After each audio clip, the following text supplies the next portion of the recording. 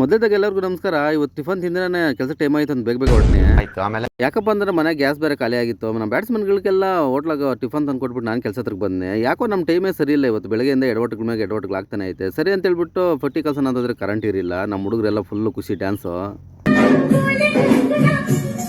ಅನ್ನ ಪಟ್ಟಿಗೆ ಮನೆ ಹತ್ತು ನಿಂತ್ಕೊಂಡು ಕರೆಂಟ್ ಇವತ್ತು ಬರಲ್ಲಪ್ಪ, ಲೇಟ್ ಆಗ್ತದನ್ನು. ಯಾಕಣ್ಣ ಅಂತಂದರೆ ಎಲ್ ಸಿ ತಗೊಂಡವ್ರು ಏನೋ ರಿಪೇರಿ ಅಂತಂದು. ಸರಿ ಚಿಕನ್ ಅದು ತಗೊಂಡು ಮನ್ಕೋಗೋಣ ಅಂತಂದ್ರೆ ಯಾಕಪ್ಪ ಅಂದ್ರೆ ಇವತ್ತು RCB ಮ್ಯಾಚು.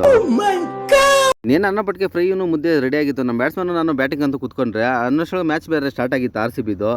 ನಾನು ನೋಡೋ ಪಟ್ಟಿಗೆ ವಿರಾಟ್ ಕೊಹ್ಲಿನೂ ಪಡಿಕಲ್ಲು ಬ್ಯಾಟಿಂಗ್ ಆಡ್ತಾಯಿದ್ರು. ನಾವು ಬ್ಯಾಟಿಂಗ್ ಸ್ಟಾರ್ಟ್ ಮಾಡಿದರೆ ಆ ಬ್ಯಾಟಿಂಗ್ ನೋಡ್ಕೊಂಡು ತಿಂತಾಯಿದ್ರೆ ಸೈಕಾಗಿತ್ತು ಟೇಸ್ಟ್ ಮಾತ್ರ. ಮೊನ್ನೆ ಎಲ್ಲ ಸೋತಾಗ ಅಂದವರೆಲ್ಲ ಇವತ್ತು ಏನು ಅನ್ಕೊಂತಾರೋ.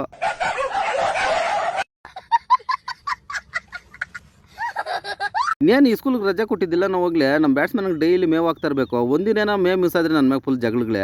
ಇನ್ನೇನು ಅಣ್ಣ ತಮ್ಮರು ಇಬ್ಬರು ಶುರು ಮಾಡಿದ್ರು ಸೂಪರ್ ಅಂತ. ಇವತ್ತಿನ ಕತೆ ಇಷ್ಟು ಫ್ರೆಂಡ್ಸ್. ಈ ವಿಡಿಯೋ ಇಷ್ಟ ಆಗಿದ್ರೆ ಲೈಕ್ ಮಾಡಿ, ತಪ್ಪದೆ ಕಾಮೆಂಟ್ ಮಾಡಿ.